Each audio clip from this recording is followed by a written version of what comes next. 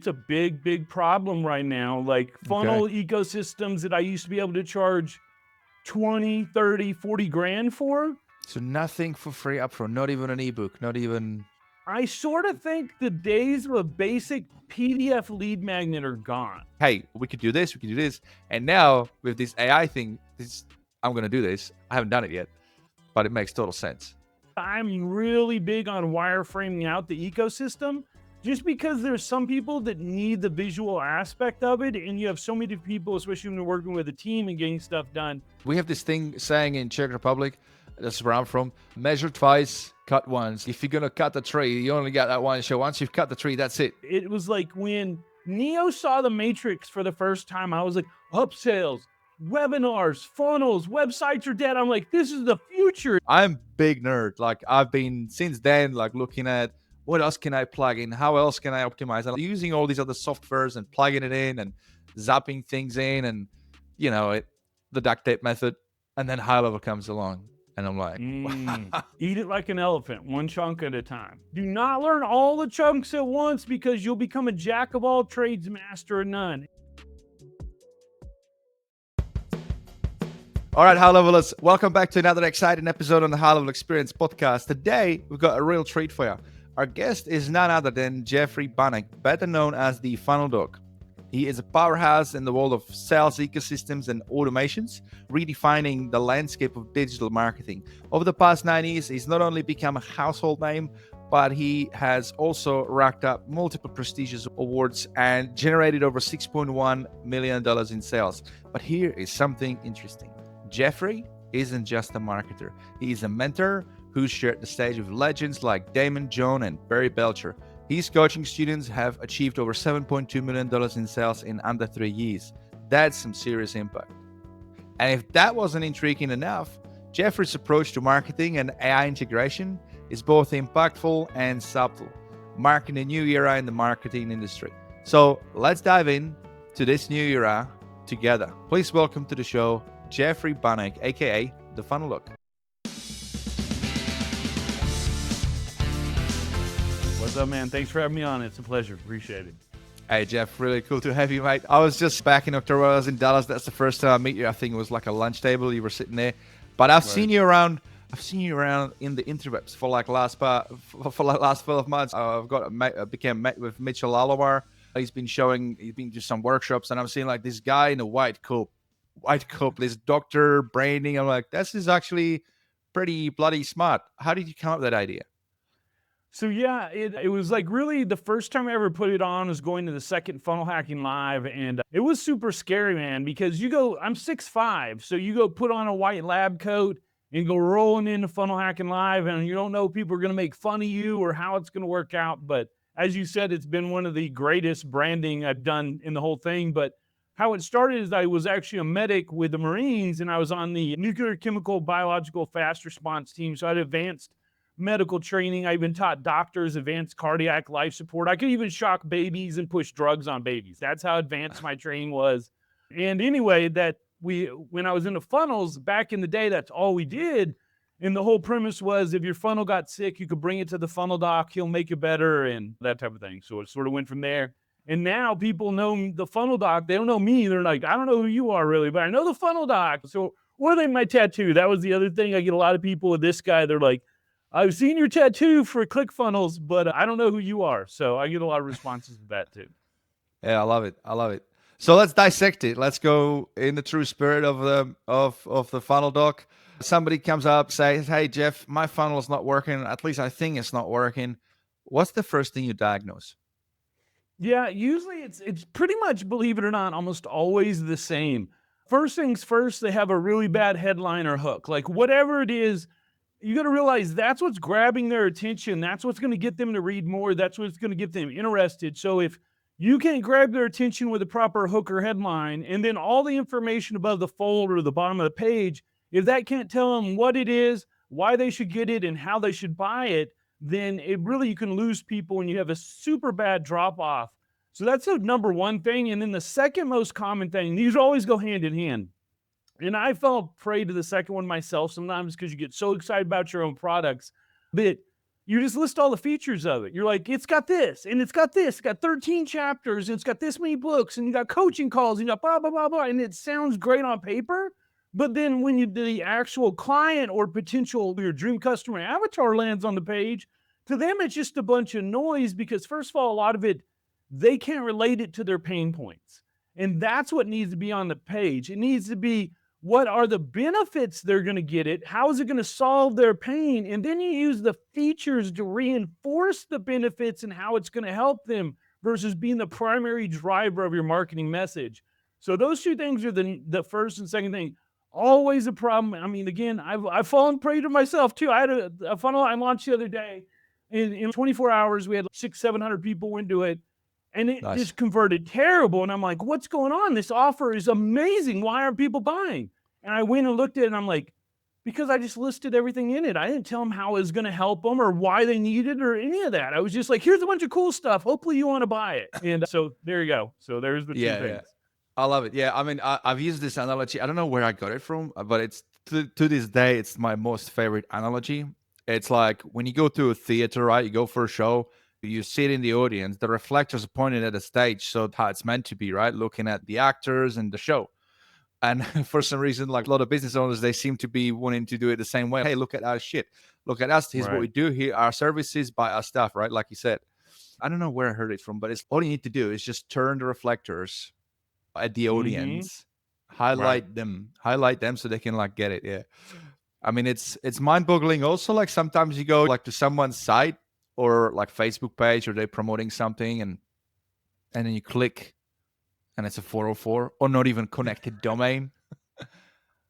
It's I've been doing this for 10 years now, so I've had that happen a couple times, not with 404 as much, but maybe I'll mistype on the custom value, so it says like contact first name and email or something like that. Oh yeah. We've all had those mistakes and stuff, so it's just part of entrepreneurship. I tell my coaching students, realize every time you make a mistake, it's one failure closer to success. You know what I mean? If you had so many times, I could tell you, if you got to fail 11 times, and on that 12th one, you're going to knock it out of the park, you would do everything possible to fail as fast as possible. But because we're human and we don't like failure and we're afraid of it, we hesitate, and that can cause a lot of setbacks. So yeah, I just tell everybody, I'm like, hey, that's a part of entrepreneurship. If you're not making those mistakes, you're probably not pushing hard enough to some degree. You know what I mean? It's the truth of it.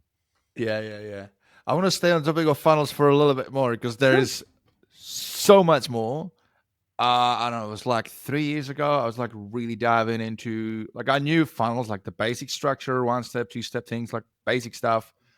But I'm a nerd as hell. I'm like, I'm going to go all in and then like, so just to let you know too, like I'll talk to you about funnels all day, but that's not really what my primary thing. It's all AI now. I mean, we still do funnel ecosystems, but really it's AI ecosystems is what we build out now. And that's my primary focus. I've even considered changing the Funnel Doc name. It's been so much, but I can't because it's just been branded so well.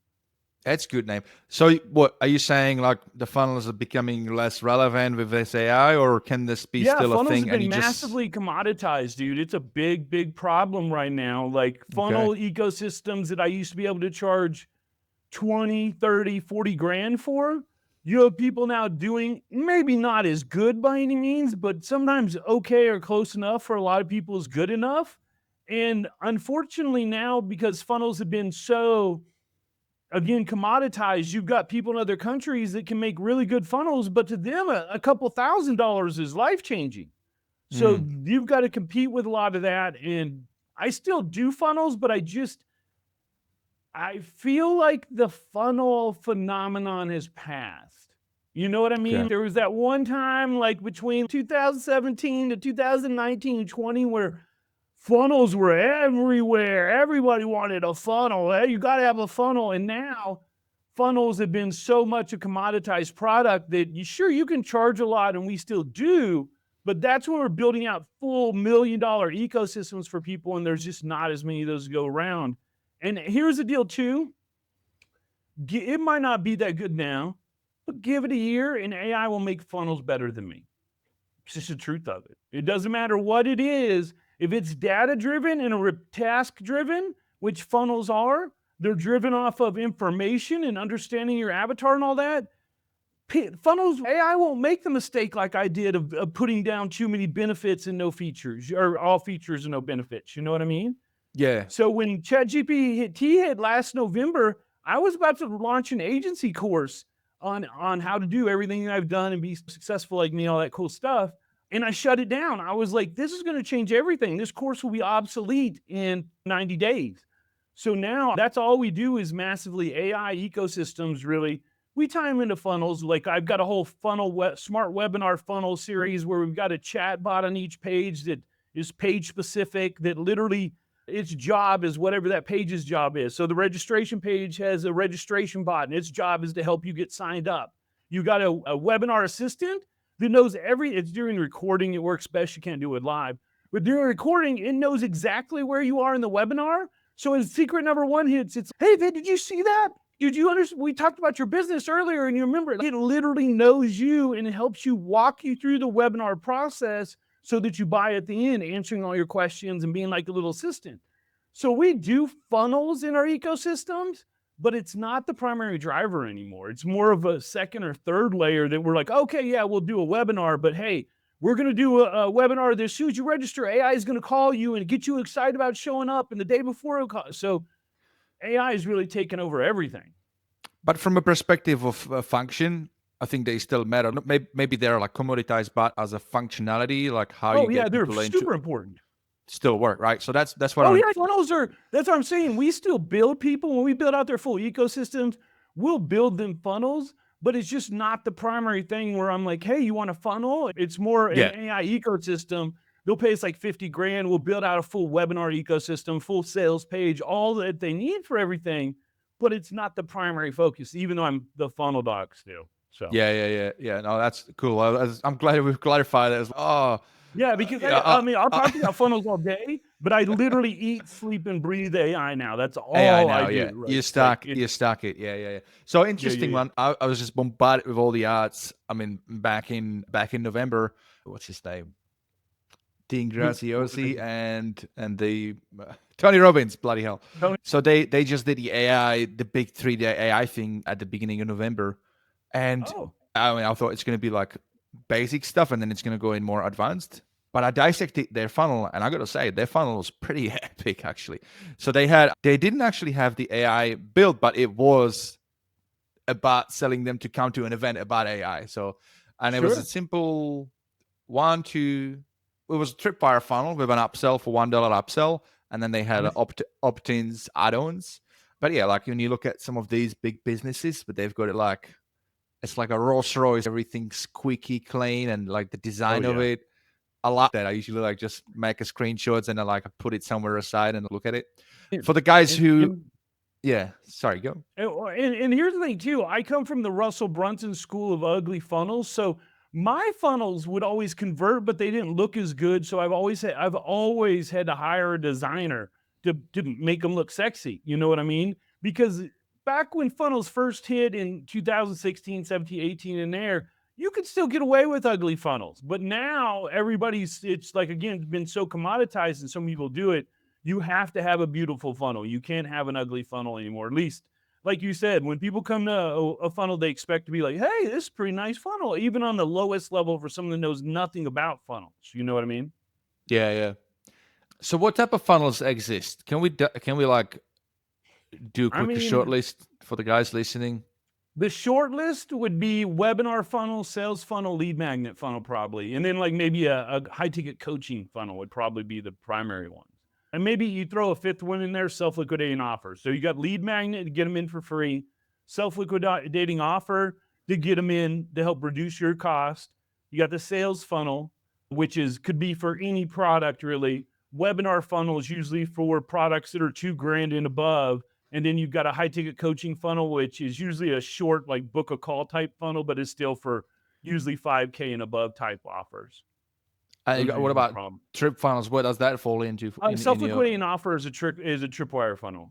Perry Brocher invented the word the term Tripwire, but it's the same thing. It's a self-liquidating offer. Basically, it's a cheap price that they get in, or Tripwire that they get into it, and it leads them to a higher price usually. Or the main thing is it reduces the cost for their primary product. So like, for instance, if I have a course that's $1,000, I might sell a self-liquidating offer or Tripwire for $25 or $200 to get them in, to get their credit card, because that's a great thing. Is the hardest thing is to get them to make the first purchase.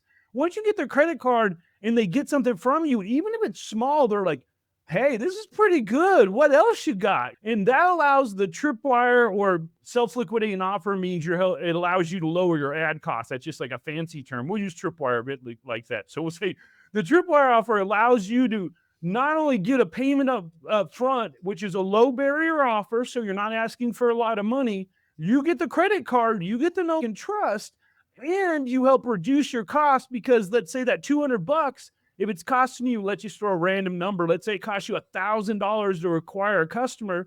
Now it just costs you $800 to acquire that customer because you took $200 off. That's easy math. It's really more complex than that, but hopefully you understand. I'm sure most people watching do. But that self-liquidating offer of Tripwire is really going to help you to be able to get people in the system for a lot less. And again, build that nurturing, because sometimes people might not be ready to buy that high ticket or whatever your higher offer is. Right now, I've seen that it's up to something like, I've talked to people that said it's as high as like 50 touch points now, because before someone buys, because a touch point being a TikTok, I watched a short on it, I saw something on it, I chat GPT'd it, I Googled it. There's so many different ways to engage with something, because we're in a research economy now. When someone sees something, they research it and look it up. People don't do a lot of impulse buying anymore. They do, but not as much as we'd like. But still yet, people are looking stuff up, so they have higher touch points now, where you have to see it and be engaged with it more before you finally make that bigger purchase. So that's where Tripwire offers come in to help so much. I love them so much. And that's one of the things I teach, not to get off topic, but I teach my students, just because they have an AI audit, which they're like, hey, I'm going to give you this audit to teach you about your business. It's anywhere from $100 to $500, depending on the student and their skill level. But it's literally them going, hey, let me pay you to tell you all about what I need AI in my business, so you might be able to upsell me in actually providing those services. Because 80% of the time, the clients, can you just build this for me? It looks cool and this makes sense. But again, you want something inexpensive, that $100 to $500 offer that now shows them AI and allows big businesses that don't want to risk a lot of money. They don't want to drop $50K or $20K, because what if the AI doesn't work? An AI audit allows them to see every aspect and how AI can function in their business, and they risk a nominal amount, a small amount of Tripwire, and again, the upsell. So I recommend using it in everything you do. It helps reduce your cost to acquire a customer. And if you do it right, people will pay you to become a customer. I mean, let's face it, what is it really doing? It's shortening the trust building cycle, right? If you can give somebody 100%. a ton of value for free and you show them, you over deliver, oh, what else you got? Then you say, hey, this is this thing. I think they did it for $1. You got $1 and then you got recordings like $1. I think the secret sauce in that transaction that you ask for, even if it's $1, is like, people might be hesitant, but when they do commit and they do put their credit card, now they bought it, they actually feel confident in their decision. Because it's the same thing like doing something scary. It's pretty much the same thing in a way, right? Bungee jumping or something. You might be hesitating to do it, but then once you do it, you're like, wow, I did it. I feel so good. So then it just opens up a lot of doors to an upsell.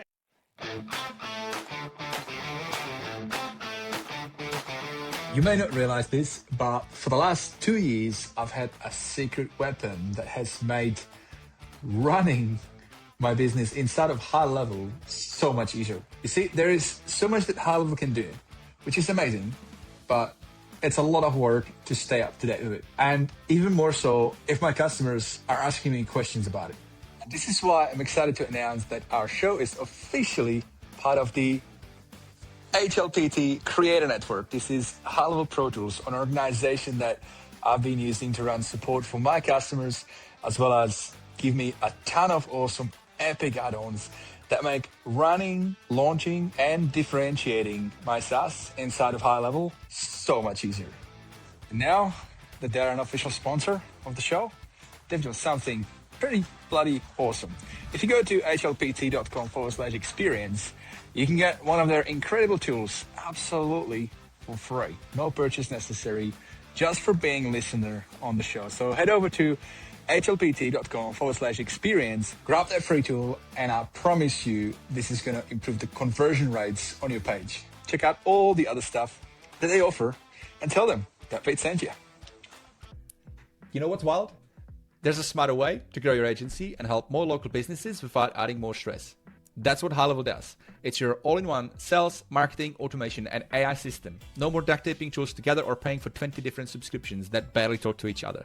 I've been using it for 5 years with my own white-level version, stand out from the pack, helping Aussie businesses like Dimitri, a Canberra electrician, who now runs his jobs, quotes, calls, and follow-ups with our built-in AI employee. If you're an agency, HighLevel lets you do exactly that. Support your clients in new ways while building stable, recurring revenue every month. And if you're a local business, partner up with somebody who knows your market and your industry. If you're in Tasmania, my mate Jared from Boulder Digital, for example, has you covered. If you're in Canberra, that's my turf. Check out standoutfromthepack.com.au and we'll get you sorted. The point is, there's probably a high-level agency or SaaSpreneur near you. We're seasoned marketers, tech-savvy super nerds who love helping local businesses grow. We're global, we're connected, we're high-levelers. Now, I've got something really special for you guys. I've negotiated an exclusive 30-day high-level trial that's double the usual just for you. Sign up your agency through gohighlevel.com/vid or upgrade your existing plan, and I'll hook you up with over $3,200 worth of bonuses, resources, templates, and snapshots I normally give to my private clients only. So whether you're scaling an agency or leveling up your business, start with the right system. gohighlevel.com/vid or team up with your local SaaSpreneur and let's make business simple again. One platform, one login, no duct tape, just results. And then when you make sure, if you ever do have a Tripwire offer like that, you always over deliver, because then when they ask for when you ask for more money, it's, dude, like you just said, if this was that good, what's your big stuff look like? You know what I mean? And so, yeah, Tripwires are really the way to go. I have a thing, man. I give away lead magnets, but I always tell my students coaching and stuff, I'm like, free is okay when you're very, very, very first starting out and you just have no traction at all and you have to get somebody to buy it for a case or use it for a case study or you need movement. But once you get past that, never give anybody anything for free, because they really don't respect free. Nobody respects free. Oh, if it's a lead magnet, I'll just come, I get it then, I'll come back later. Nobody respects free. Even if it's just $1. I had to go to I have Russell's book about expert secrets right here. It's pretty funny. But even if I had to get out my wallet and bring out a credit card, I still had to do that action. I had to put the numbers in. I had to be charged and trust you that you're not going to mess me over for that $1. Those little micro actions add up over time to where when it comes to asking for the big one, so much easier, so much easier. So again, they're brilliant because $1 is nothing. But in your mind, knocking down all those dominoes and opening those doors for a bigger purchase. So nothing for free upfront, not even an ebook, not even... Again, well, so there's levels. Here's, for me, my free stuff is like YouTube content and stuff like that. Because it's got exponential growth. I sort of think the days of a basic PDF lead magnet are gone. I mean, they're still there. People will opt in for like a blueprint or something like that. But for real exponential growth for most people now, in the way that YouTube algorithm is, you know how now, if you do the right video, anybody can go viral now. It used to go out to, you used to have followers and they'd send it out to your followers, and then depending on how your followers engage with it, it'd go out and then could go viral. Now they put it out to a test group. If the group does well, it goes out to the next and next. And your chance for virality on YouTube now, you can have no followers at all and go viral. So not that that's going to happen and you should count on it, but also one thing why I always do YouTube videos, it allows for expertise of demonstration. If you want to show people that you know something, no better way to do that than be able to show them. Because here's the deal, 80-20 rule. 80% of them are going to be like, oh, I'm going to go do this on my own. Thanks for showing me this, Jeff. It was great. Thanks. You're super smart. Appreciate it, which is amazing. Go out, make money, change lives with it. But that other 20% are going to be, you know what? I don't want to do this. Can I pay you? And they're going to pay you. So it's the way the world's changed. And when it comes to lead magnets, I'd rather have something in there that's going to have impact and reach versus just a plain old like PDF, like back in the day, you'd get a little cheat guide or something. What's your thought on that? Yeah, well, glad you asked. I'm big on emails. I'm always thinking that's your own media, you got control, and if you do it well, you stay top of mind, and you always land in the inbox if you do it right. Versus if it's YouTube and stuff like that, they might follow you, they might watch you, but what if you did a workshop, a free webinar or something, and then on the back of that, now you've got an email so you can remarket so that you can, yeah, like I said, stay top of mind. Yeah, no, I agree with the emails, and I have that in all my series too. And in descriptions, you'll see, hey, jump in here, join my group. We always get emails and stuff. I totally agree. Email, your list is like one of the most important things you can have. I mean, because it can't be taken away. Well, hopefully not, any way that I know of. But as long as you can get an email provider, you can. So far, so good. Right. So far, no one's taken that away. But yeah, I totally agree with that. Like I said, I might acquire them other ways. Well, sometimes I like to do, if I'm going to do something now, I feel like for a lead magnet, has to be even over the top. Like instead of it just being a guide, it has to be like a mini course, like a mini, even if it's a 5-video course. It feels like I don't know, maybe it's just me because I like to over deliver so much, but I just feel like it needs to be, I'm going to give you my email. I want to start building that type of know, like, and trust now. So here's a 5-part email or video series on how to re-engage your email list and turn it into dollars or something. You know what I mean? Whatever it is. But I just feel like I just don't think the days of this cheat sheet are that much here anymore. You know what I mean? I mean, the attention is short and more. People get more value out of watching a video or like you said, maybe even if it's a short email series or a course, but maybe just not the PDF. Yeah, I feel the same way about that one. That's for sure. I mean, the only way to find out is just to try and dig into the data. Now, speaking of dig into data, about 3 or 4 years ago, I come across a cool site called Guru, which now is owned by Russell. He bought it, right? I'm sure you know that one. You know the Guru? Oh, Guru. Yeah. Guru, Guru. Yeah. Yeah. So it's now a part of ClickFunnels. And so for those of you guys listening, what it does is I don't know if it's still available to sign up for it, but it was like funnel wireframing, right? Where you could set the pages and it connected. It was sort of like I've heard of funnel living. Yes. Okay.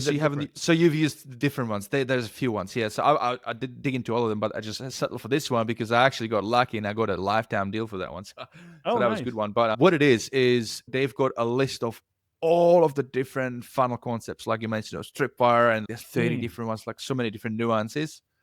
And you just pick one and you upload it into this whiteboard, and then you've got the little icons of all the representing the steps in the buyer journey, the funnel. But then you can put numbers across for each one of them, and then you can do simulation. So like, okay, I'm going to put $1,000 on the ads, and then I know that people come through here, and here's the breaking point. Here's where 50% go here and 50% here, or whatever the number is. And you can basically put numbers at the beginning. You might not have the real numbers, so you just put some numbers, and you just press simulate, and it'll just go, and it'll just go, this is how much money you could make. And then you run it. It does what it doesn't have. It doesn't have a real-time data feed, so you always have to manually adjust those conversions. But I like it anyway because it allows you to have a bit of fun, or you can show it to clients like, hey, we could do this, and now with this AI thing, I'm going to do this. I haven't done it yet, but it makes total sense. I'm going to say, well, like now we're also going to plug in the dedicated chat widget on the landing page. And in the back end, and we're going to set up a voice outbound that's going to call them, obviously, after they've opted in. Big caveat for you guys listening. Don't dive into that outbound. You're going to be in trouble. Make sure you take opt-ins. But, so now you can bundle that funnel with the voice AI outbound or chat widget, or maybe even set up your automation with a really good prompt that every single email is custom personalized. Yeah, I always, whenever we work with a client, I have a client version and then I have my team's version, because the client version, you go too much and they don't understand it and become overwhelmed. So you just want to give them like a 30,000 foot view, but I love to lay it out. Oh, here's a bot's going to be here. Oh, an email's going to be here, just like you're talking about. And then I always have a team version where it's okay. Instead of it just being one email, it's okay. This is a 12-part email series. We're focusing on this or whatever it is, and goes deeper on it. But I'm really big on wireframing out the ecosystem. just because there's some people that need the visual aspect of it, and you have so many people, especially when you're working with a team and getting stuff done, you need to be able to hit everybody on their individual levels and mediums they understand. And if you're using it as a promo part, is for part of like your proposal or deal, you really need the person who has no tech, no understanding to be able to look at it and be able to go, okay, I understand how stuff's flowing and hooking together now. So you always want to keep it very simple, but I agree it's a very powerful tool for sure. Yeah, absolutely. And we have this thing saying in Czech Republic, that's where I'm from, measure twice, cut once. If you're going to cut the tree, you only got that one show. Once you've cut the tree, that's it. So make sure you measure exactly where you're going to cut that tree. And the same thing goes like your clients and they want something custom built. I think the best way to do it is just to do it like kind of like on a napkin or separately, not go into GHL and start building right away. Because it's like, oh yeah, right. What's your process? Yeah. Is it? Oh yeah, we do. It's sped up so much because of AI. It used to take a week, but we have a whole onboarding flow. So they'll come on, we'll sign them up. They'll do all the invoices, all the contracts, all that stuff. But then we send an onboarding form that's about 34 questions. It goes into everything about their business, from finances to marketing to like their ideal customer, what keeps them up at night, all that type of stuff. And then we set up a discovery call after that. After we've gone through, because we'll have like enlist competitors if they're running ads. Like we go deep into everything about their system. Like I said, used to take a week to do that. Now it's 2 days to get it done because we just scrape everything with AI. We just drop in URLs and just goes out and scrapes it all and then gives it to us in amazing summaries now. But we'll go out and do that. Then we do an actual onboarding call where we go over everything we discovered, show them how we're going to build everything, what it's going to look like, and then we lay a timeline out for it, and then we get to work pretty much. I like, and do you also go through some feedback loops with the client as well to see what they think and what standardly, it depends on the project. Most stuff initially we get all the impact all the actual info. And then if there comes like a question, we'll set up a session, but usually it's not until it's almost done. Standard, I give 2 revisions. We give what we call the first is a major revision. We go in, they're finding everything they want to change. They don't like the voice sounded this way. It needs to respond this way. Oh, this automation needs to be a little bit different. Whatever it is, they give us a big list. Then we go back in, change everything. And then you get a final revision where it's like minor stuff at that point. Oh, a little tweak here, and then we launch and go live. Standard, there's usually a 60 to 30-day contract afterwards where we're doing optimization, helping to dial everything in. And then clients are able to continue on with us after that if they choose. But yeah, that's our standard flow. And you do everything in GHL these days? As a majority, we'll do other stuff. See, that's the other thing too. We've gone so heavy into AI now. It doesn't matter. Sorry, I got some I hear. It doesn't matter if they're in HighLevel or what system, because with APIs and MCPs, for those who don't know, APIs are basically like the ability for AI to make a phone call to third-party software and be able to talk to it and answer questions and get information and give and get information. And now they have an MCP, which is basically you can set up every one of those phone calls or at that. You can think of it like a call bank where everybody can call out and do a special task, where all those are now sitting in one room together, all working together, and the AI just points to one and go, you do this tool, you do this tool, you'll do this, and you do this.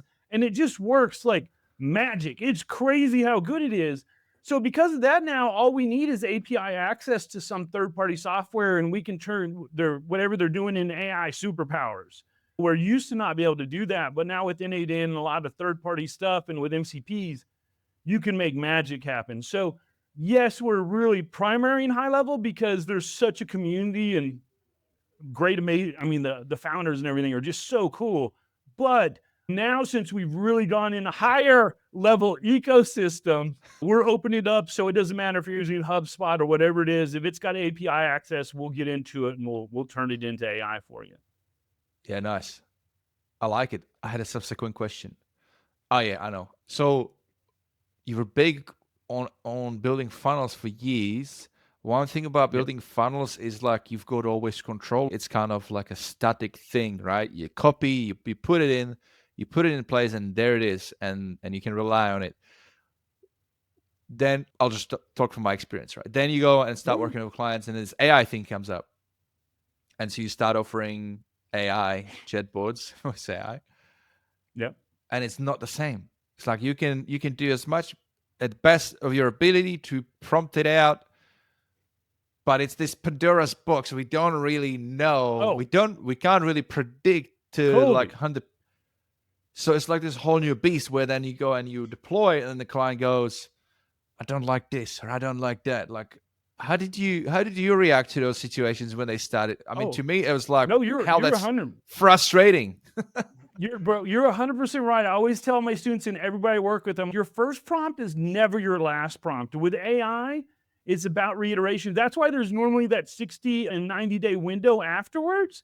Yeah. Because here's the deal, man. We have tested till we were blue in the face. We have tested just everything we think of, and then we launch, and then somebody does something that we never even thought about. You know what I mean? Because once you put it out to the real world, they're doing their own thing. So that's why watching your transcript, setting up evaluation bots in there where you can actually have the bot that look at transcript, looking how the AI is performing, and then giving an evaluation. So if it's not getting close to the right response, it will alert us. So we've got feedback loops and things we're putting on there, as well as weekly checkups, just to make sure that, man. And we have it all automated now where every call, they download the transcript and AI goes through that and gives us a summary so we know what it's doing and stuff. But before HighLevel would allow transcripts, we had to do that all by hand. So we had VAs like reading it and scripting it, and we had stuff like that. But that's really the best way to do it, is to make sure that you, when you get AI, it's probably not going to be perfect right now, depending on how intricate it is. If it's just simple answering the phone and stuff, basic FAQ, it can be pretty close to perfect out of the box. But again, you're going to have people that are going to do weird stuff. I had a guy one time, so we program it now never to go off topic, but I had a guy one time that spent 30 minutes talking to the AI about how to bake a cake, a vanilla cake at that. It was, I don't know, that was just, we're checking the transcripts. It's 30 minutes of him talking about, he was like, maybe he was a cook or something, because he's talking about like techniques and stuff, and the AI will just, if it doesn't know better, it will just talk to you. So it did. Now we have guardrails and stuff for that, so we'll stay on topic. But when we were very first starting, again, so it's so new. AI, let's be honest, people don't really even know how it works. It just guesses and guesses right. I mean, if you go ask even the people that are making, you go to OpenAI, you ask them, so how does AI work? They're like, it guesses and guesses right. If you look at what's crazy, like even images, what they call it is diffusion. So it starts and just starts knocking off like colors until all of a sudden it becomes an image, and then that image is what you want. That's crazy, but that's how AI works. Is that how it does it? Diffusion. Yeah. Diffusion, yeah. That's why you had stable diffusion was the name of but then it's called a diffusion model. And it literally just starts knocking out like what it guesses what the image is supposed to look like, and it makes it. And that's why images have gone from where they were so crazy and janky and you had 16 fingers and stuff to where they are now, because it's gotten better at guessing. I never thought of it that way, but yeah, I mean, there's got to be it's got to be a computer language for it to understand, so that makes sense. I mean, there is, but even with it, with the way it works and talks to you, it's just guessing what the next word's supposed to be. It doesn't actually know context to where, like, we talk and we hear it and I'm like, okay, I need to say this next. It has so much data that it guesses what word's supposed to be next, and it's right. That's how it gets away from hallucinations and stuff are being decreased, but that's how that stuff happens, because it guesses and just goes off into space sometimes and becomes an hallucination. But that's, for people that don't know, hallucinations, when AI just makes stuff up, is what they call hallucinations. But yeah, it just guesses, man. Or if you're just using a plane and you don't put any guardrails, then it generates like those articles where it's in today's world of this and that. It's like they always start that way. It's so funny. Yeah, I think so. The important thing with AI when it comes to chatbots and all that is being realistic, right? Being realistic and understand that nothing's going to come out of the gate perfect. But if you commit over time, it gets better.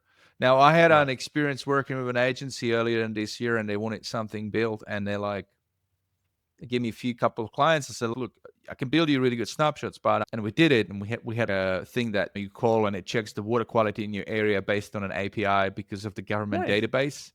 So it tells you the biggest contaminants, and does that concern you? Long-term exposure could lead to cancer, all that type of stuff.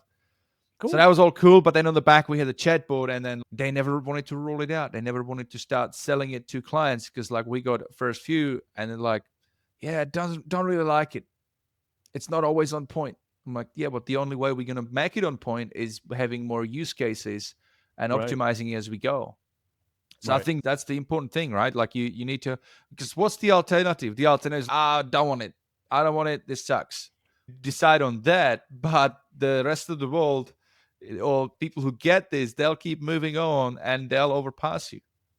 And AI is the worst it's going to be right now. I mean, I'm sure you've heard that before. It's one of the most Yeah. common saying, but it's the most truthful saying that it doesn't matter whether you hate it or will love it now. It's only going to get better, and it's only going to get better at an exponential rate. You, in a year from now, have another podcast, and we'll talk about AI, and we can talk about how crazy it's going to have changed just in the year. I mean, from robotics to quantum computing, there's so much stuff right now that's all AI driven because now we can store more data. I mean, that's really was a limiting factor why AI never took off before, is because we couldn't store enough data to be able to make it a functional use. It was dumb because it couldn't have enough context window and stuff like that. Yeah. So what's some of the like really unique use cases you've seen with AI so far? Well, I love all the stuff that we're doing with webinars, works really good. Speed to lead is so important right now for outbound calling. It's one of the easiest things to get a quick win for any business, especially if they're busy, because you've got people that are filling out forms, they're interested, they're opting in, whatever, and they want information now. They might be ready to buy right now. Well, you can have AI call them, engage with them, answer all their questions. We have them upsell them, walk them through the whole process. You can even set the intensity of how much you want the AI to be aggressive for sales and how you want to sell. So I really think that that outbound calling and engaging with people and getting them excited and finding out customer data is huge market. Beyond the cold calling or any of that type of stuff, I'm talking about when you already have a hot lead or a warm lead, getting AI to call them, engage with them, and turn them from warm into hot. Because there's so many questions people want. And if, especially for local businesses, we're really focusing a lot of local businesses. Unlike normal where small businesses move faster than big businesses, like implementing stuff, for the first time ever with AI, big businesses are moving faster than small businesses. They're dumping billions into making AI happen, where mom and pop and local businesses are like, I don't know about this AI thing. I'm worried about messing with my brand. What if it says the wrong thing? What if it does the wrong thing? I'm not sure. Where big businesses are like, who cares? We're dumping money into this. We're going. So normally it's the other way because small businesses move so much faster. They don't have to get a lot of permission. They don't have panels and stuff. But for the first time ever, because of AI, it's the opposite. So because of that, we're targeting a lot of local businesses that just don't know how to use AI yet. But that's one of the huge one is that speed to lead, getting within the first minute of being able to get back on the phone. And even if you can't answer all their questions, either put them in contact and that AI hands them off to a human, or worst case scenario, books a call so that you're able to get them on a sales call or be able to answer their question with a human person. Yeah. Guys, in 2007, MIT, they did a study called the speed to lead. And to this day, it still holds true. If you don't follow, like anybody you follow up with the first 5 minutes has way higher likelihood in conversion than anybody else after that 5-minute breaking point. I don't know the numbers exactly, but you get it. What does your common sense tell you, right? So it holds true to this day. So I just want to, I have a couple more questions on the funnels, if that's okay. Yeah. Ask away, brother. Ask away. I got a funnel. Yeah, go ahead. Ask away. Ask questions. Go ahead, brother. When you have a funnel doctor here, you gotta ask, right? So please. It was like the first 6 years of my 10-year experience. That's all we did was eat, sleep, and breathe funnels. I mean, when I first started out, the ClickFunnels group was only like 32,000 people, and I didn't know. I got .com secrets, and when my mentor, he was this guy named Bedros Keuilian. I was actually a personal trainer trying to figure out how to move my personal training brand online. I was like, you got to do this online thing. This was 2015, 2016. I'm like, you got to move online. And then I was studying sales under a guy named Bedros Keuilian. And one day he holds up this book. It was .com, not expert, but he's like, .com secrets. You got to read it from this guy, Russell Brunson. He's the greatest. And just like being any good student, if your mentor tells you to read something, you read it. But man, I'll tell you, it was like when Neo saw the Matrix for the first time. I was like, upsells, webinars, funnels, websites are dead. I'm like, this is the future. And that's when I got this tattoo. I was like, this is like me going all in. I'm like, literally, I'm like, funnels are the future. Websites are dead. I'm going to go all in on this ClickFunnels thing because I believe so much in Russell. I would literally fall asleep on my desk watching old videos of Russell when he looked like he was 15 when he did marketing quickies and stuff. With his potato gun. Yes, exactly. All that back in the day. Learned him, love Russell so much. I learned so much from I have so much I owe to ClickFunnels and stuff. But unfortunately, we can talk about that later if you want to, but the whole ClickFunnels falling off. But yeah, that was really, I was like, you know what? To really master something is one thing if I know it, but it's another thing when I can show other people. So I would spend 6 to 8 hours a day in the ClickFunnels group just helping people. I'd jump on Zooms, look stuff, whatever it took to be able to help people. And then all of a sudden, this guy one day, Kevin David, puts in the group, hey, I need help with my funnels. And dude, I was so dead broke. I was married at the time. My wife had been sort of supporting us. She just lost her job. We were about to get evicted. I'm no joke. I had to pawn my wife's ring just to be able to pay rent. And I was so broke at the time. Again, I was just a trainer. It was an heirloom my mom had given me to ask her to marry. So when we pawned it, we could only get $800 for it. Our rent was like $1,200. So we had to borrow $400 from her parents, which her dad never looked at me the same after that. But anyway, so all of a sudden, this guy puts a post in the group. He's like, yeah, I need help with my funnels. And everybody just starts tagging me. I wasn't a funnel dog back then. I was just Jeff. They're like, Jeff's the guy. So he meets with me. I show him some funnels I built. I show him the tattoo. He's like, everybody says you're the guy. You got the tattoo. Everybody's tagging you. And Kevin, at that time, he paid me $5,000 to make his entire webinar ecosystem. We did everything but the course and the webinar itself he did, but we built out all the follow-up, all the funnel, everything he did. And then that one launched. And do you know who Dan Henry is? I've heard of him. I know he's a pretty big name. So he was big in ClickFunnels back then. He was actually the #1 guy for the fastest to 1 million. And we broke his record back then. This was in 2017. We did 1.2 million in 57 days. And that one went on to break 10 million in 18 months and went on to do 26 million altogether. And that was the first major funnel I made. Wow. The second one I made for him didn't do as well. It only did 11 million. And then I have multiple other Chukamas from other people. I had a person that was a yoga instructor. I had an email person. I had a guy that actually I coached that blew my mind, that he wound up getting a Chukama flipping trading cards. He had a coaching program on how to flip trading cards. When he came to me, he wanted coaching, and he was just like, dude, I got this. And I was just like, trading card? I'm like, all right, bro, I'll show you what to do. And then he messaged me, like, no joke, like a year and a half later, he's like, dude, I did it. I'm like, what? I got a Chukama award. I'm like, shut up. Dude, you did? He's like, yes, for teaching people how to go out and be able to itemize and figure out which cards were right to buy them for. And yeah, so we've got multiple stuff. And then that one up there, this is the world in the Guinness Book World Records, September 18th, or 2018, September 25th, 2018, ClickFunnels rented out Boise Stadium. They brought in Gary Vee. They brought in all the top influencers. Like, we're talking people like 100 million followers. They just paid to have them all flown into Boise. They rented out Boise State. And then we got all the big inflatable balls you can run into people with. You know what I'm talking about? Yeah. So we set the record for the largest ever human soccer game.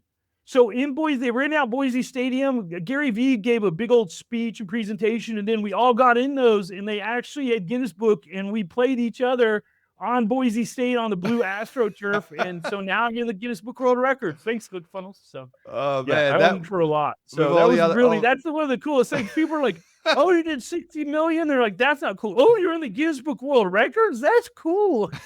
I love that. That would have been an epic. Yeah. Oh, dude, it was so cool, man. And even the coolest, Russell's like I mean, we became good friends later on, but at this time, he was like an idol of mine. I'm like seeing him, like, oh my God, there's Russell. And during the event, there's one time where we went heads up and we were slamming. It was so much fun, dude, just being guys and stuff. But oh yeah, man, so many great experiences over the last 10 years. It's been such an amazing journey. That's one thing I keep hearing, like the events that he puts on are really awesome to this day. It's like life-changing, bro. It's seriously like Funnel Hacking Live was a life-changing event. When you went, you left a different person. It seriously, that was one thing that Russell, I mean, Russell is great and amazing in a lot of things, but being able to build a community and make a movement was something that he was just so good at, dude. He did so well, for sure. Yeah, I can feel the passion, mate. I can feel the passion. I've never been part of that community. I've started straight up with HighLevel before I knew about ClickFunnels, but I never went into that for that wasn't really the reason, but I just didn't. But yeah, that's epic. Does he still run those, by the way? So no, they had their last one, I believe, the year before last. So 2 years ago, they shut them down. Their ClickFunnels has died off pretty much. Like, I Yeah. love Russell. I was one of the first people to get access to ClickFunnels 2.0. If you see when they launched it, they did this a Brady Bear like square. Like, I'm down in the bottom corner right there. You see me, and it had potential to do amazing, but they missed their window of opportunity. And because of that now, I mean, like, I don't know how much, like, when was the last time you heard anything about ClickFunnels 2.0? That It'd been literally a year now. I haven't heard anything. I mean, they're a couple of years ago, they're doing new features and they're trying to, now it's all Russell's new offer lab thing that he's doing and all of his affiliate stuff. You don't hear anything about ClickFunnels 2.0 anymore. And I will always have a special spot in my heart for them. But one of the differences that I found right away between HighLevel and ClickFunnels is a a lot more, and please, if anyone watches this from ClickFunnels, don't take this wrong, but it's a lot more dreamers. Like, one funnel away, we're going to make $1 million. We're going to do it. We're going to be impact and change the world. I mean, I have impact and income tattooed my body. That's how much I feel that we can change the world. And a lot of that has to do with Russell, but it's a lot more of a dreamer mentality where really it's 80% dream and 20% achieve. Where it's a little different in HighLevel. It's like HighLevel is a bunch of doers where even on the smallest level, someone's got an agency. They're doing something. They're selling something. They're making something with HighLevel. They're where everybody else was sort of just one funnel away. Where HighLevel, again, that's always been my comparison, where ClickFunnels felt a little bit more like dreamers, where again, there's nothing wrong with that. We need dreamers. But HighLevel is much more doers. When you talk to them at your level up, they're like, so what numbers have you done? What have you done? They're not, what's your plan? What's your vision as much? Yeah, and this is what attracted me so much because I was actually did I hear right that you were a personal trainer? Yeah. For 18 years. For 18 Oh, years. When I man. got out of the military, that was the first thing I did for 18 years was a personal trainer. All right, so here's what we have in common. I came to Australia in 2010 on a student visa, and I studied fitness, and I've been a personal trainer for about 8 years. Nice. And I haven't mentioned this story, so I'll just do a little short story. It might interest you. My journey into marketing and how I've fallen off with marketing, and then how HighLevel tied into it so well. So I just got freshly qualified as a Set 3 fitness instructor. So you could do classes. You can't do one-to-one, but you can do classes. You can work at gym reception. You can walk the floor, help people out. That was like late 2010. Then I got qualified Set 4. So I got a job in the gym in Sydney. Then I got Set 4, and I started doing personal training because the guys that I trained doing boxing classes and all the different circuit training classes, whatever, Sure. I built a bit of rapport with those people. So then when I came PT, they also wanted to just grab for some one-on-one time and just train with me. So I had a really good, it all looked so good. And then one day it was in this big building in a CBD in the business district, Sure. lawyers, bankers, really good quality clients, good money, everything. And then one day the big developer called Colliers, they're like, we're doing a big refurb. And they were doing refurb downstairs. And you guys are good. You guys are good. You guys are good. No, we're not going upstairs. You guys. And then next one day, you guys got 4 weeks. So my mate, he lost his gym. And then I was like, where am I going to go? So I could go to, we got this Fitness First franchise across Australia, big box gyms. But you got to pay franchise fee. You got to spend 20 hours for free walking the floor, plus pay weekly rent and wear the uniform. Hang on a minute, what's the upside here?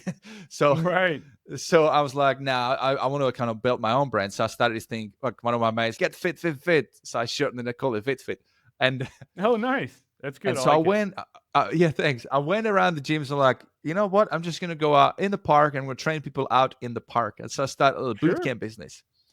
But I realized, unlike being in the big box gym where you get access to new members coming in, where you get prospects, out in a park, you don't really get that. So was like, I need a website. So I jump online, look at Wix. Wix popped up. So I created my first Sure. website on Wix. And it was like quick and easy. I'm like, oh, look, I was so excited. I've got my website. And then I went to this barbecue thing down the beach, and I met this mate. Well, we're good mates now. There was a bunch of people, like this Czech community were doing barbecue. There's a few people that I met there. And one of these guys like, yeah, I'm in marketing. I work for an agency. We do websites, like professional, like a proper websites, like WordPress or full custom dev. And we got along, so we went for a coffee, and he's like, yeah, mate, you got to get on a WordPress. You got to get on a WordPress. Wix got a really ugly code. That doesn't really work in your favor. You got to clean that up. And then what you got to do is just start writing articles. So then I dug into it. I'm like, oh, yeah, that makes sense. Yeah, providing value, educate. So I started doing that. And it was like 2011, end of 2011.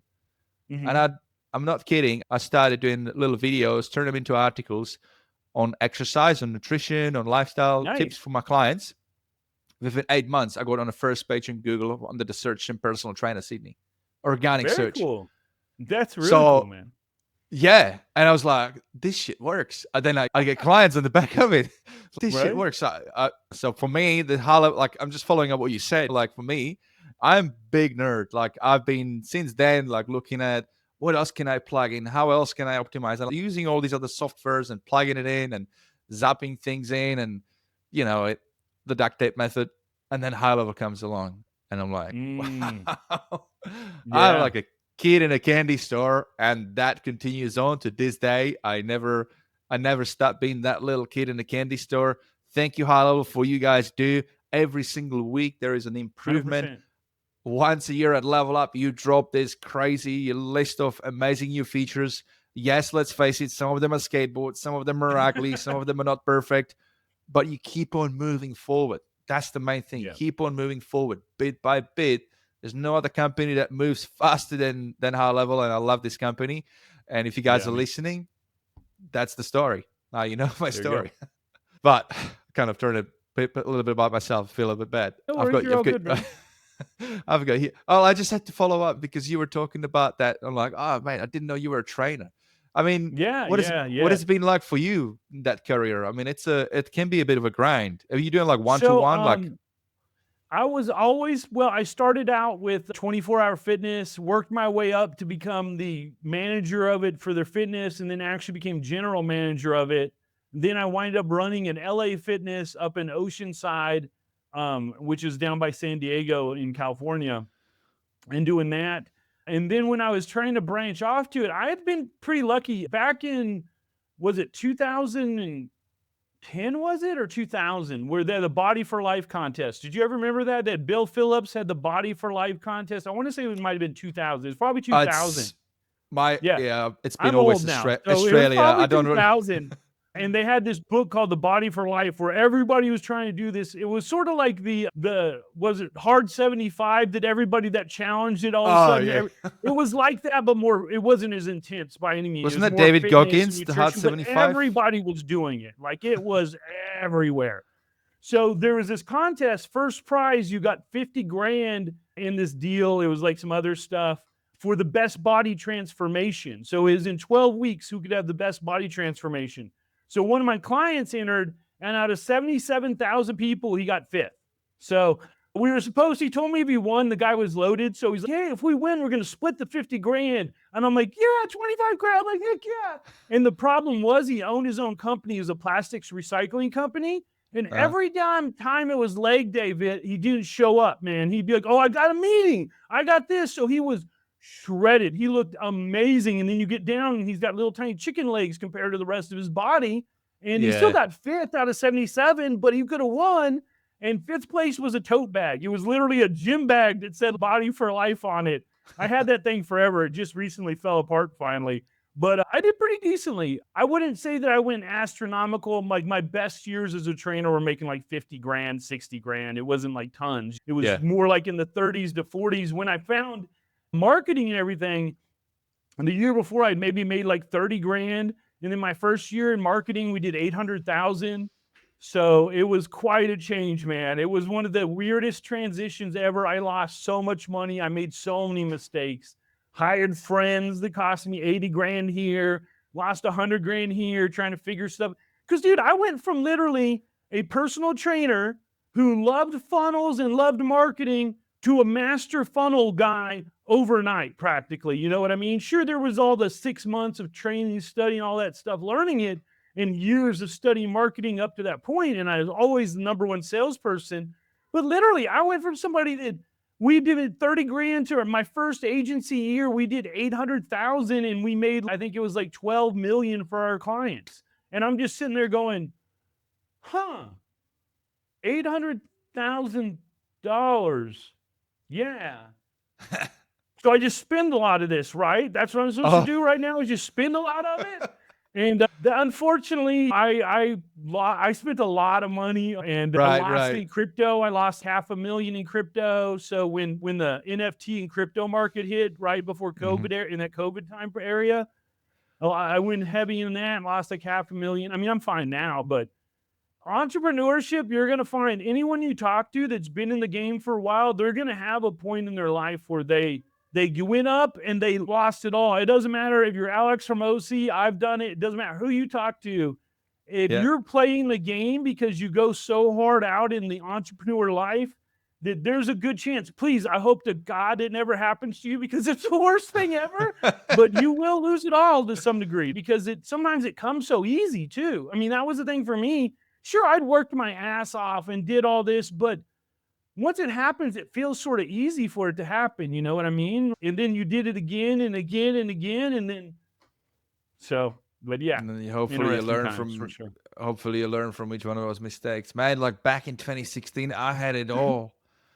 I negotiated this exclusivity agreement at this gym. I was like, I want to have trainers. So like exclusivity agreement. I had personal training exclusivity. I had trainers. I was a qualified massage therapist. So then I'm going to bundle it. I'm going to do massage therapy, and then I'm going to train people and open up their ranges of motion. Everybody's working behind the desk. They can't get their arm up properly, and dig in under the subscap, open that up a little bit. Now let's train. I had this whole model. I had trainers.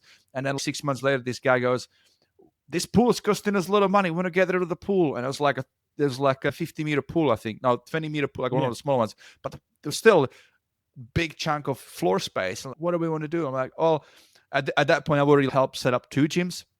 So I'm like, well, CrossFit is a big thing. F45 is a big thing.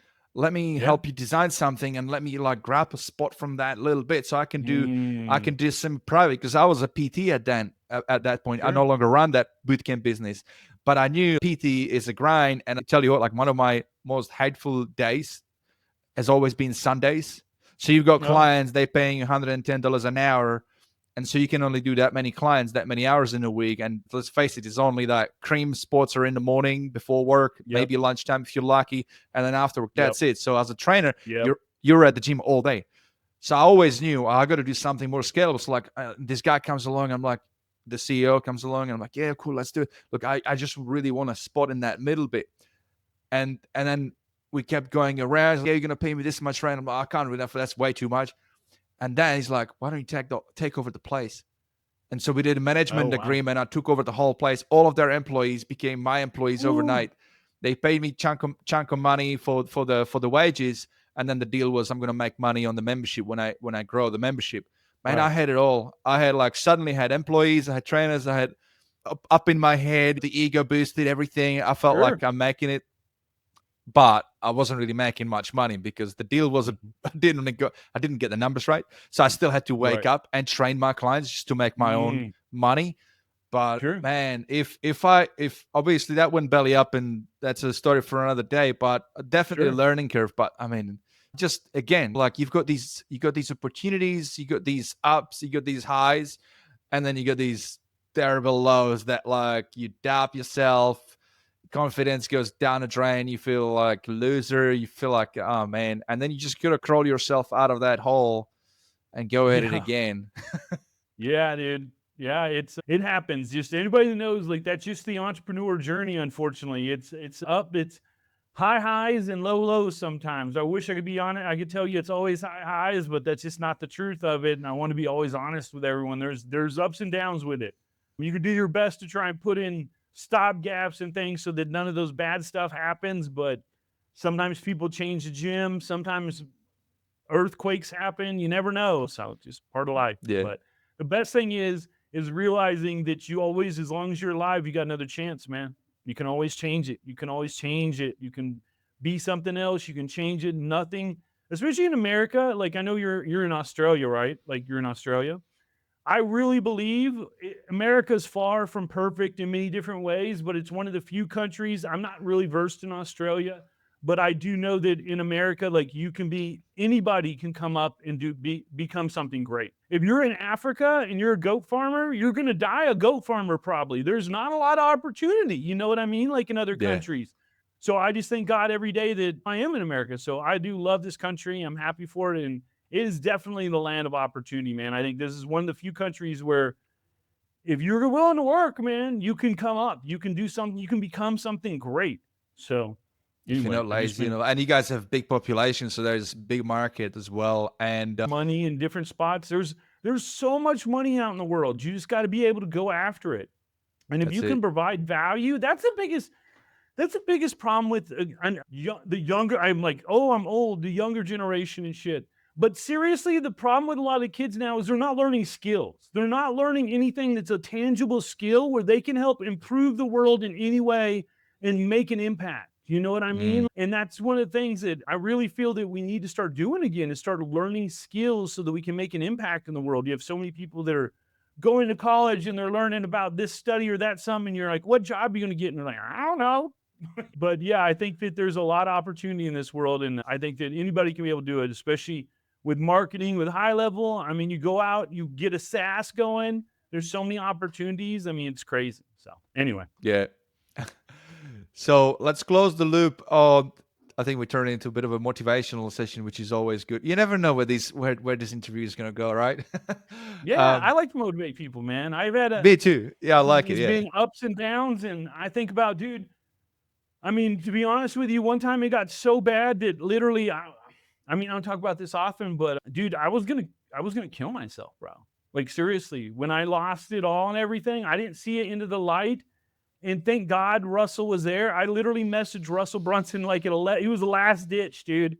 I was messaging him at 11:30 at night, and I was like, dude, Russell, I'm lost. I don't know what to do. And he messaged me and was like, people still love the funnel doc. Your brand's still good. He literally said, well, and this is way before anything to do with Trump. We'll make funnel doc great again. And I'm thinking back about it, it's what makes a giggle. But I mean, he like saved my life. Like it does have a lot. So I always try and motivate people. I always try and tell people that the truth, that there's ups and downs, but this is your opportunity, man. And with AI right now, there's so much potential. Nobody out there is a massive expert. If you go all in right now, you can become someone that leads the charge out there. I mean, I'm 51 years old. I'm not even supposed to know how to turn on my computer. And here I am, an AI expert and building massive AI systems. So realize that you can do anything out there as long as you're willing to put in the work. The difference is people make fun of people like Alex Hormozi because he's so extreme. Well, I hate to tell you this. If you want extreme results, you got to do extreme things, man. Common results are for common people. So anyway, sorry, I get a little more motivational. I like it, man. I want to change, man. I believe that we have the power, the AI, and just being able to get online like this, be able to touch people that you used not. This is the power of God that God given us to be able to help other people, man. You know what I mean? Yeah. You're in an amazing spot that you get to have entrepreneurs on here and be able to share their story and impact people. Like I imagine in ways you don't even imagine sometimes. So, I mean, hey, if we can motivate some people, we get them to be successful, we can cause some impact in the world, please, let's do it, man. So, yeah, man, anyway, you're awesome, man. I'm a nerd. So. I can relate like that. Yeah. When shit hits the fan, when you're down on your knees and you gotta crawl back up, that's one thing I didn't mention, but yeah, it is a dark spot. Yeah. So when you're in shit, man, it's hard to see anything but more shit around you sometimes. And that's what I needed from that phone call from Russell, or that text message. It was a phone call, it was a text. You just sometimes need somebody to believe in you just a little more than you believe in yourself.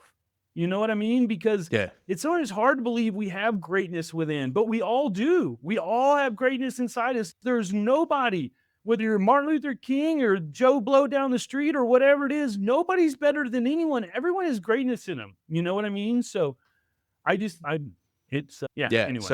I just wanted to say, it's like, if there's anybody out there right now listening and you're in that spot, just know there are people around you that you can reach out for help. It's a dude, you can message me. Yeah.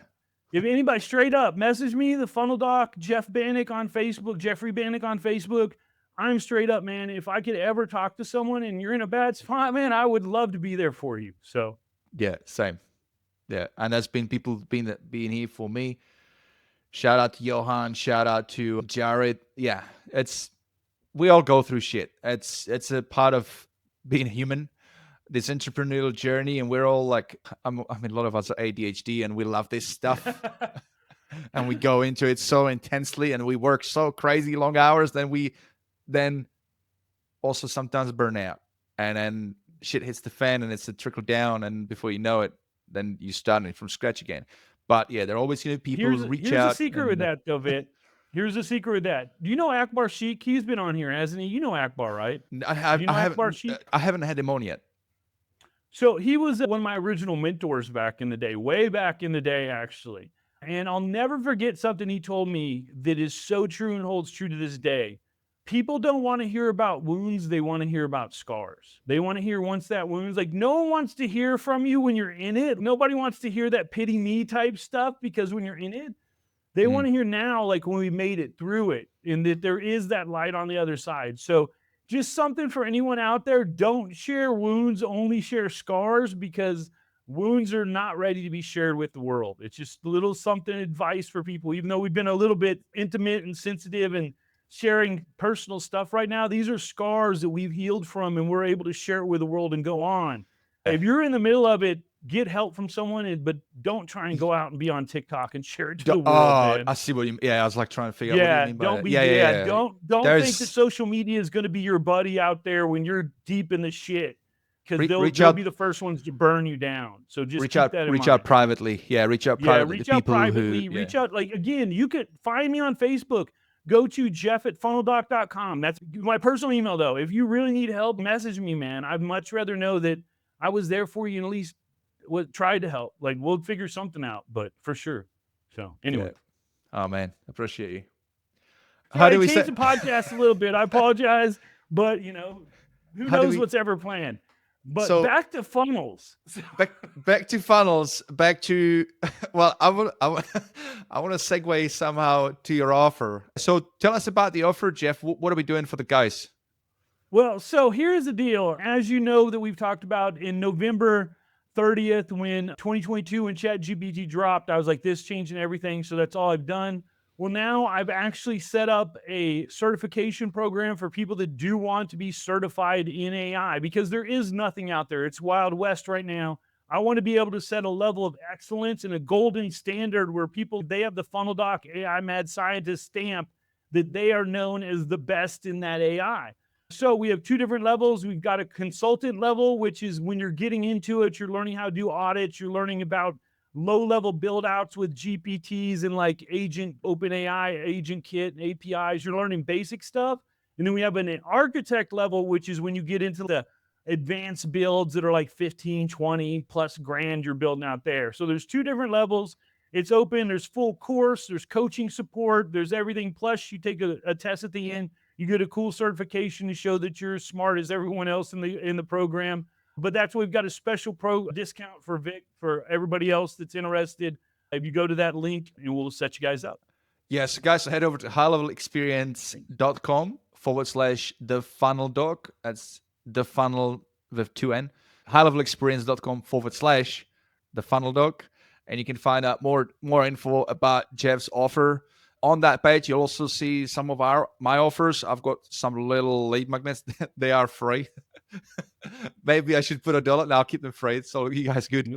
And then a shout out to our sponsors, obviously, who make this podcast possible. So if you scroll further below the fold, you will find out some special offers from our sponsors as well. So check out all this amazing stuff. It's available to you at the highlevelexperience.com/thefunneldoc. Now, Jeff, I'm going to ask you a couple of rapid fire questions before we wrap up. Yeah, please. You ready? Please. All right. So what initially grabbed your attention about HighLevel? Really the ability for it to be able to take care of so many problems, whether scheduling, is taking care of your contacts, being able to do funnels in it, be able to connect everything in one spot was really the thing for me. I mean, it literally if you want to do reputation management, if you want to do AI, if you want to do funnels, if you want to do affiliate marketing, if you want to do e-com, like I'm sort of in all that. So it's like a one-stop shop for me. You know what I mean? Yeah. Data's connected, all in one place, less clicking about, no duct taping, happy days. Yeah. That's all there. Yeah, exactly. What's your favorite go-to weapon these days when you log into HighLevel, like on day to day? Well, the first thing I always check every day is I go to the little speaker guy at the top and see what new features and stuff they released. That's like literally, I'm not even joking. That's my daily routine. I'm like, log in, what new stuff's out? Check the labs. Okay, make sure everything's turned on. But once I do that, really, their voice AI has become very powerful and is getting better and better, especially now that they've added the ability to add MCPs to it and you can do custom actions out for APIs. You can really turn, I mean, one of our clients, we literally have turned her voice AI into a full virtual assistant for her that runs her whole HighLevel. It makes all of her social media content. It does everything you need. It even does in the morning when you log in and talk to it, it'll send you a morning report of all your KPIs. It makes recommendations of, it knows the system, looks at it. There's two different agents. It's got an optimization agent, and then there's optimization, and then there's analytics agent. So the analytics brings all the analytics in from everywhere, puts it all down, and feeds it to the optimization agent, and then looks at everything it's doing and then makes changes on the AI. So it's a whole system that runs your entire whole HighLevel business all through voice or chat. So, oh man, yeah, I it's feel gone like pretty this crazy. deserves another episode. I'm interested in that. That is. Oh, dude, it's sick. Like it does UGC where you can literally, if you drop a picture in and then show it with a product, it will spit out a full ad for you. And then you can be like, oh, upload that to a blog. Oh, and also I want to send an email. Make sure you attach it to that. Tell it, hey, check this out because I really think this is something cool. Oh, and also, what is on my calendar for Monday? And it just It talks back to knows it you. all. How long? Yeah, it's literally, I call it an AI VA. It's like the literal like next level of a virtual assistant. Not only does it able to know everything about your HighLevel system, but it's able, because of all the open API access, that you can do everything in your system for you. You can literally be like, oh, and then we've got like agents hooked up to Perplexity and stuff. So if you wanted to write a blog, you're like, hey, research a blog on X, Y, or Z, and it will go do it. Then it gives you a rough draft of it, and then it will upload it. It does everything for you. It's That's brilliant. Yeah, I feel like I'm a little bit behind on that front. So that's something to nerd out on. That's for sure. yeah, Now, dude, it's super cool, man. It's super cool. if you could give one piece of advice to a new HighLevel user to make their life easier when adopting HighLevel, what would that be? Eat it like an elephant, one chunk at a time. You got to figure out, first of all, don't look at all the cool bells and whistles. MVP, people, minimum viable product. What is the smallest amount of stuff you can use to get the maximum impact done? And then bring in one thing at a time as you learn the base. Learn the base, learn calendars, learn workflows, learn how it engages with it, depending on what your niche is, of course. But focus on a couple things, like 2 or 3 max at the beginning, like some of the systems that work together. Do not, I repeat, do not try and learn it all at one time. You will be like this, and you will just come screaming. You'll be waking up in the middle of the night being like, HighLevel, what's going on? Because it's so much. So take a system, take a chunk of it, learn a chunk, learn another chunk, learn another chunk. Do not learn all the chunks at once, because you'll become a jack of all trades, master of none. And it leads to massive overwhelm, because let's be honest, HighLevel can do it all. I mean, if you're in e-com, it can do massive e-com. It can do shipping. It can do all this. If you're into funnels, it can do all this. If you're into AI, it can do all this. Pick your lane. Figure out what are the most impactful actions and features that will work in whatever your business, your niche, or however you're using it will be. Master those, then add some more to it. Yeah, and head over to some horse racing and get some blinders. HighLevel should probably supply those to you when you sign up. Hey, here's some blinders. It's hard. It's because they got so much cool stuff. And every time you see something, it's a shiny object. We're like, I'm going to add this in. I'm going to add this in. And you can add it all, but add it all one piece at a time. Because if you try, your systems will get overwhelmed. I mean, I've been with HighLevel like four years now, and been in the digital marketing game for 6, going on 10 total. it takes a while. I'm very blessed to have a big skill palette, but it's taken me 10 years to develop all those skills, from AI to funnels to copy to marketing to sales. Yeah. Most of you are starting out new, minimum viable product. It's telling you you're going to get the farthest by figuring out what is the pain. Now, if you're using it for yourself, look at your own business. What are the pain points in my business? How can I use HighLevel to fix those? If you're looking for clients, do the same thing. But you're going to find a lot of those are going to be the same pain points. You know what I mean? Especially on the basic beginning level. Yeah, absolutely. Now, the world is not all sunshine and rainbows. There's all the epic stuff, but there's also, we have experiences. HighLevel is a skateboard model, and the way they evolved the company, it's based on the upvotes, which is a great model. Right. I mean, I don't know how else you could do it. It's such a scale. But it also means it's heavily reliant on our user feedback. And so 100%. I know the guys are all like, the developers very much appreciate feedback. And so to help the developers, to help the community, to help everybody, I've got this segment called The Beef. I just wanted to put a bit of a thing on it. So it's called The Beef. It's where we discuss constructive feedback on HighLevel to improve the platform and get upvotes on the ideas board. Very cool. Are there any challenges or frustrations you face with HighLevel recently that you'd like to talk about? And if you have it as an idea, submit it even better. We can add a link in the show notes. Well, I'm very blessed. I'm on all the beta stuff for AI. So I get I'm in the Slack with all the devs and everything. So I get all first level access. So there's a lot of stuff I've seen that it needs help and less than skateboard and stuff. So there's a lot in there.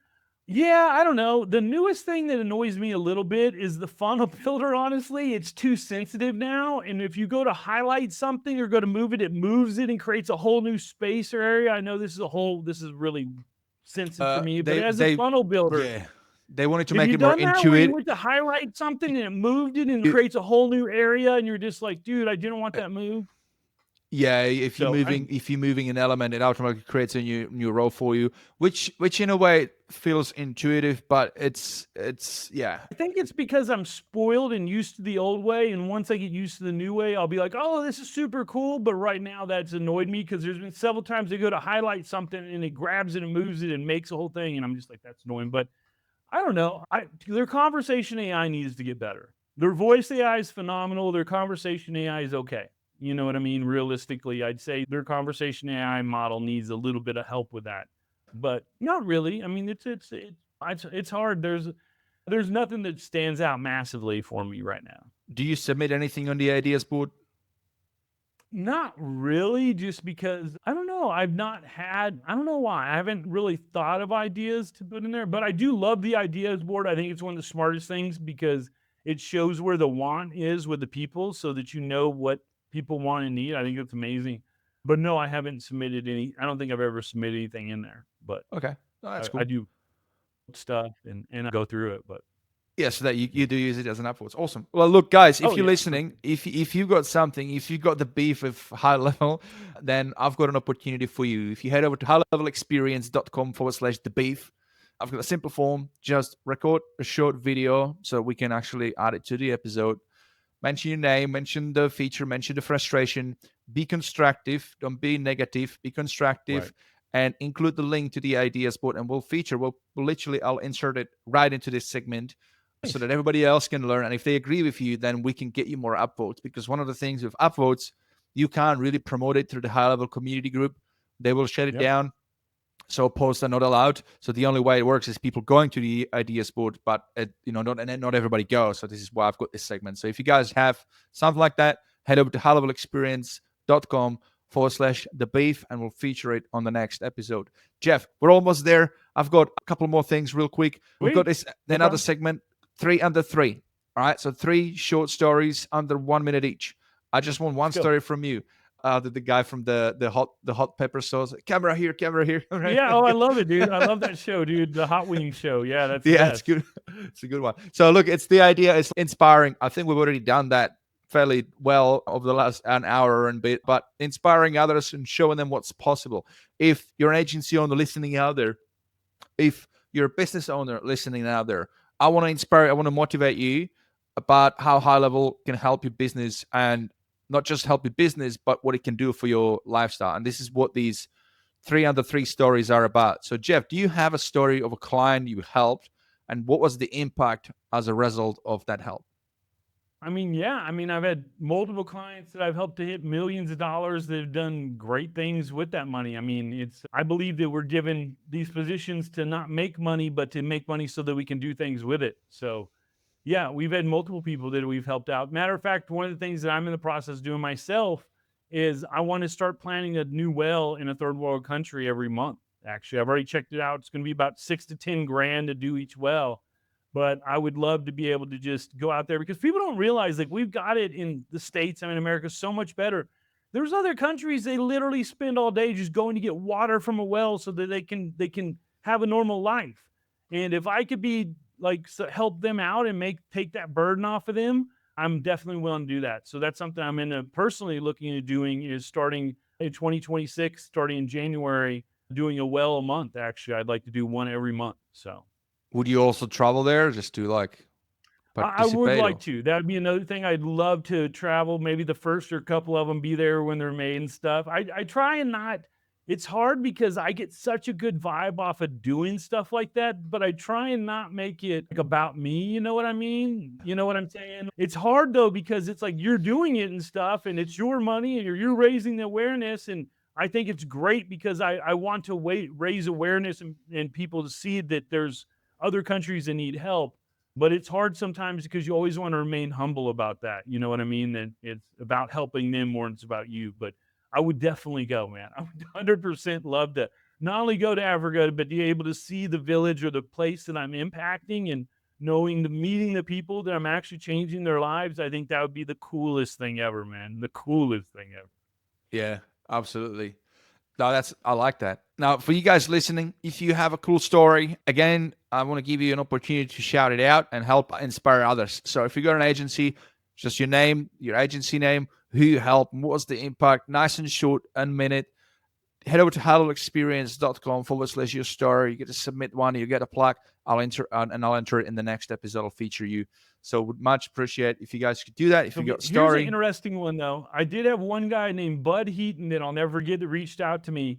And he said that he'd been following me for 6 years, 7 years, and that he'd been applying everything that I taught free throughout the year as videos and stuff.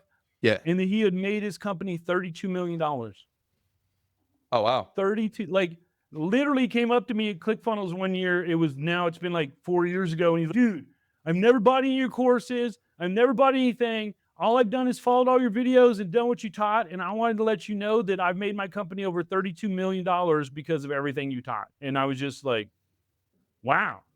So yeah, Bud Heaton, he knows who it is. But yeah, that was an amazing story to hear somebody that had never even bought anything from me, but had been able to leverage the things I taught through YouTube and stuff, and been able to make $32 million for his company. So that's cool. Epic. Yeah, shout out to Bud Eaton. And it's not just about the money, it's what the money represents for the people that are in that company, wages. They are probably employed a lot more people and all that good stuff. So yeah, that's 100%. Epic. Awesome. All right. Well, let's wrap it up, Jeff. I appreciate you being on.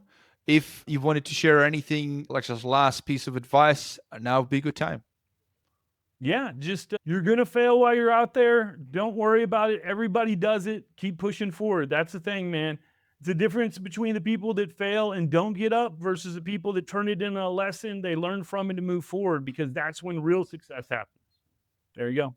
I love it. Thank you so much. Great having you on, mate. Guys, thank you so much for listening to today's episode. If you got so far, really appreciate you. I know this is a long one, but this is where we get into the good stuff. So that's how it goes. So thank you so much for listening to today's episode on HighLevel Experience. If you've enjoyed today's episode, then please share it with your fellow agency mates and other high levelers that you think would benefit from listening. For show notes, links, and extra tips to help you grow your agency or your SaaS at high level, head over to HighLevelExperience.com. Thank you, and have a great rest of your day, everybody.